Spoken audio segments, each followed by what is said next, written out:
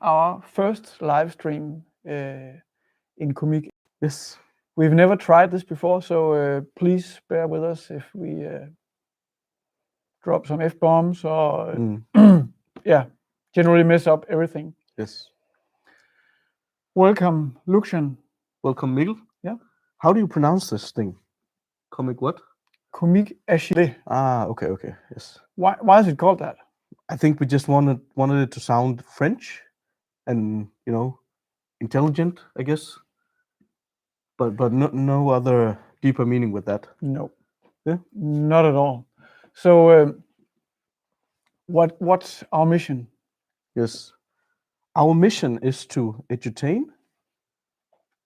It's our means, at least, but what we want to achieve eventually is improving people's ability to do this whole agile thingy, to being agile, actually getting better at adding value through the means of working agile. I guess that's our humble contribution to that movement. A lot of people are doing different sorts of things within the community, but this is, I guess, what we're good at, right? Apparently, yeah. And it all started 2 years ago with a simple frustration at our common workplace, and it resulted in a little comic strip that we put next to the coffee machine at our job. And then what happened? Then people actually liked it. So we thought, if people at our company liked the coffee machine version, why not try to put it online somewhere? So we started placing it on Facebook and Instagram, and it didn't really catch. So I think we made an experiment and tried it on LinkedIn, and then it took off. Yeah, you can say that. And hello, 20,000 followers on LinkedIn. Yeah. Not 20,000 viewers, I can say, no, right? Currently not, no. But hello, everybody out there. We don't know, we can't see who you are, but it's so good to have you here. Yes. So, but Mikkel, why are we here now? Why are we standing here trying to keep everyone happy with a webcam, with a camera in our face? Well, we are celebrating that we have a book. So somehow we just ended up making a book with all our comics. And we'll talk about that a bit later. But right now, please remember to put your questions in the YouTube chat, and then we'll see if we can answer the best one, or maybe all of them. Yes. So put your questions in the chat, and then we'll have a look through that. But yeah, and if you don't put any questions there, we'll just make some. Please come up with some good questions. Yes. Before we go to the questions, we have a treat for you. Mm-hmm. We have 5 completely unreleased comic strips that we are going to show you, and then have a little bit a talk on. And as always, talking over your slides is a big no-go, but yeah, we'll see how this goes. Sometimes having slides is a big no-go. Yes. Yeah. This is the first one. We'll give you 10 seconds to look at it. So what's this about, Lucian? So as you can see, this is some sort of train, maybe even an agile one, maybe even an agile release train. So what we want to depict here is that, how agile can a train really be if you have all the whole railway in front of you already laid out. So I guess the point here is you could miss some of the market opportunities which we see in the horizon if you lay out all the tracks up front. So even if you're some sort of train, don't lay out all the tracks. Lay out the tracks when you know where you need to go, right? If you don't do that, it's pretty difficult being an agile release train, at least. So how have you depicted this? Any comments on that? Well, it's a train going very fast just across the big barren plain, obviously missing all the opportunities nearby and also in the horizon. But yeah, that's how it is. So the point is, it's not the train itself that's potentially unagile. It's actually the tracks that you lay maybe in the form of some sort of roadmap, architectural runway, or whatever you want to call it. Make sure not to lay the bricks too far into the horizon. Let's go to the next one. Let's give you 10 seconds to read this. Well, I don't think you need 10 seconds. So Mikkel, who's this guy? This is a guy called Thanos. And for anyone who have seen any Marvel movies, I'm pretty sure you know who this guy is. So he's got this glove with some Infinity Stones, and this glove gives you sort of the ultimate power in the universe. And yeah. What's he doing here? He's making the snap, and the snap in the Marvel universe is where he actually obliterates or wipes out of his existence 50% of all beings in the galaxy. And why is this relevant, Lucian? Well, what we see in different companies after a agile transformation, whatever that is, this happens. You know, somebody says, now we're done transforming ourselves into being agile. We don't need the agile coaches anymore. So let's remove at least half of them, sometimes even more of them. Maybe they even move into more, you could say, operational roles. The point here being, when you're done with your agile transformation, that's when the hard work actually begins. That's where the whole reinforcement part begins. So that's when you especially need more agile coaches. So we thought it was a fun little play on the whole Thanos character. And let's keep the agile coaches, even though we transformed, because we're never done transforming. This one, the business owners. Yes, we'll give you 10 seconds to read this at least.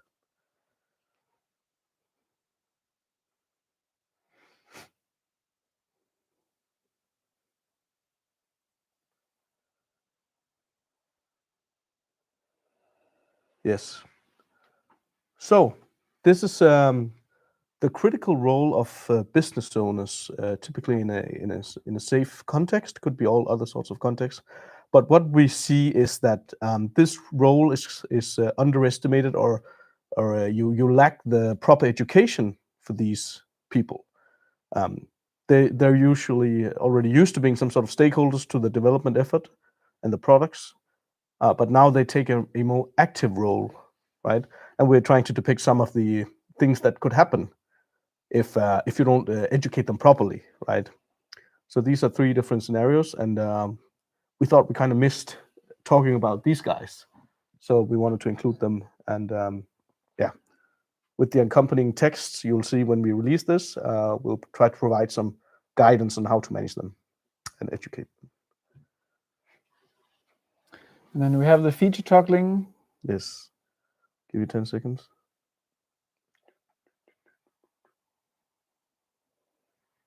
So while they read this text, you said something about an accompanying text. Where can you find that?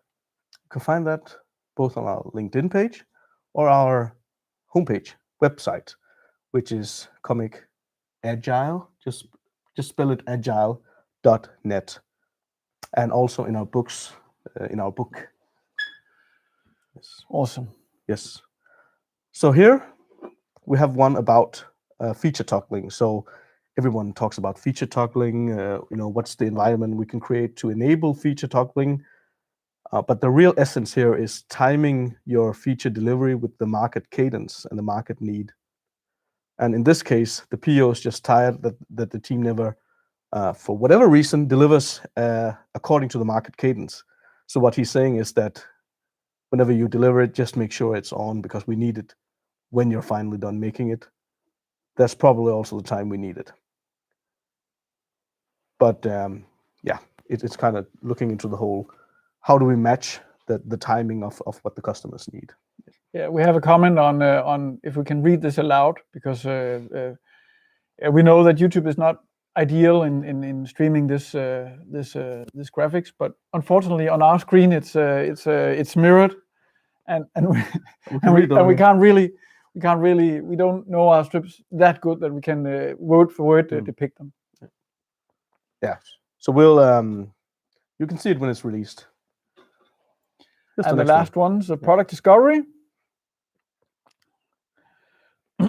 So let me read it aloud. It says project discovery. Oh, you could read that. That's nice, Mikkel. You will read that Yeah. one.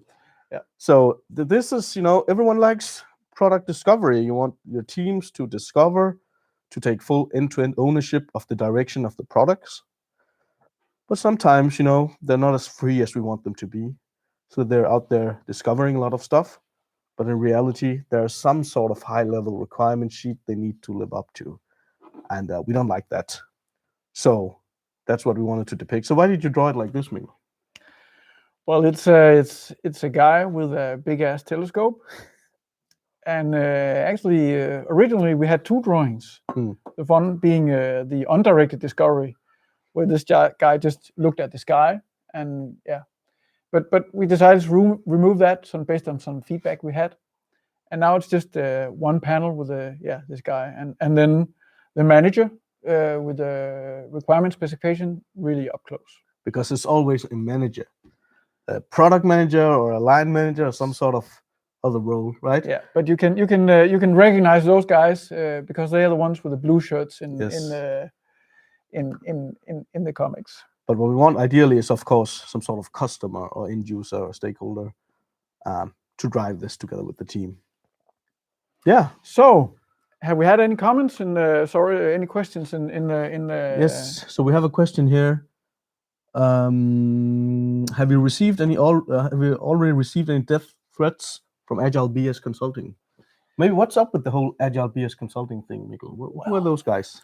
I have a feeling there's a lot of guys that just earn their money on hot air in this business, and Agile BS Consulting is, of course, it says for business solutions, not the other word. What other word? I won't say that here. We'll have to mark it as explicit if you do. Beep. Yeah. No, we haven't had any threats for those guys, but we might do some kind of work together and do some product placements, perhaps. Yeah. So these guys represent the worst of worst you can find out there in the Agile consultancy business, and they're going to be scapegoats for a lot of things, but they're the consultants you really don't want to work with, but eventually end up working with anyways, right? So that's our little character universe. Oh yeah, that's a good one. The both of us drawing, Lucian. Depends on what drawing means, right? Well, no, I don't draw. I write. I don't write, I draw. But we have some sort of feedback going on. Yeah. So we, you could say, refine it together afterwards. But it's best that I don't draw, at least. Yeah. And I don't have the theoretical knowledge to sort of be badass in this agile thingy. So so I'm the one that draws. We got a question. Does BS really stand for business solutions? And the short answer is no. Next question.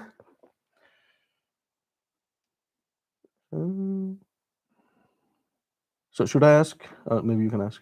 Yeah. This one. Yeah. So do we plan on working closely with any companies undergoing transformation and delivering customized comics to support that? And we have actually talked a little bit about this, doing some work, actual work, and not just this more abstract frustration circle we're doing here. Yeah, but we're both we're happy in our daytime jobs. We're doing this as a hobby, so we'd rather do the strips right now that we feel we're motivated by doing, and not because the company asks us to do something customized. So it's kind of, I think we see this as art, right? Some sort of art. So we want to do the things we hear about in the world that's actually relevant out there, and not so much what companies ask us to do. No, it's sort of a therapeutical thing for us, right? It's a way to get out of get our frustrations out and also feel that we're doing some sort of difference. We hear a lot of feedback that people really take this and bring this back to their organizations, and they try to provoke the same responses back home. Yeah. Maybe this one, the last one. So This one. Yeah. So this is actually Paula that asks. So, how do you think we can use the comics in our work as change agents? Well, you can use it in many ways. First of all, if you read the book and you'd like some of the comic strips in high resolution because you want to put it out there in your office or in front of your boss or something, let us know. We'll provide you free of charge of a high resolution file. But what we see other people using our comics strips for is including them in courses, including them in presentations, printing them out, sticking them on walls. Use them as freely as you want. Put it out there. Have people talk about it. Some companies also use our strips as part of their book club, agile discussions, and such different things. So use it as you want, and try to be a bit provocative with it, because that's what we want to do. Provoke people to improve, and you guys can do that as well. Yeah. So I must say I'm really sort of blown away by all the feedback and the engagement that we meet, especially on LinkedIn. Right, we can see whenever we post a comic that the comments most of the time on the good ones, the sort of the comment thread, it explodes from day to day, right? And we can see that you are so engaged and really share your knowledge and your views on what it is that we draw, and that's where we can feel that we actually are changing something, that we are touching on something that makes a difference to you, and sometimes we even see almost a war on the comment thread, right? Because we know there's a lot of passion connected to these subjects, right? So this, we can feel that passion, and but please don't kill each other in the threads or us.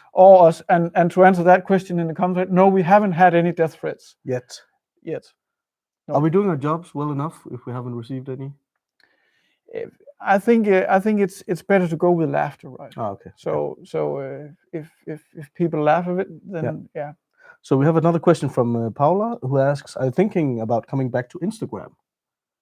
What happened last time we went to Instagram?" Yeah, well, our strips, we don't draw enough cats or any relationship related material that we feel that Instagram is really the place for us. Also, by definition, I'm lazy. So this whole thing of cutting the comics into something in a form that fits Instagram, it right now it doesn't fit into our workflow, our processes. So, but we have heard that question sometimes. So yeah, we might consider it again. Yeah. But for now, sorry, no Instagram. We like LinkedIn. And if you click the picture, it should be possible to view it on your full screen, whatever mobile device you use. Yes. And again, if you need any of the comics for posters or something, just send us a mail at contact.at comicagilé.net, and then we'll provide the file free of charge, of course. Okay, maybe a last question. Yeah. I haven't found any yet, so let's see if there is a lot of positive comments. Thank you for that. We appreciate all our followers. We'll give it 10 seconds. If there's no question, we'll move on. Right? Sure. Did we miss any good questions? No. So let's talk about this. Oh, okay. Let's do that. What is this? This is our child, right?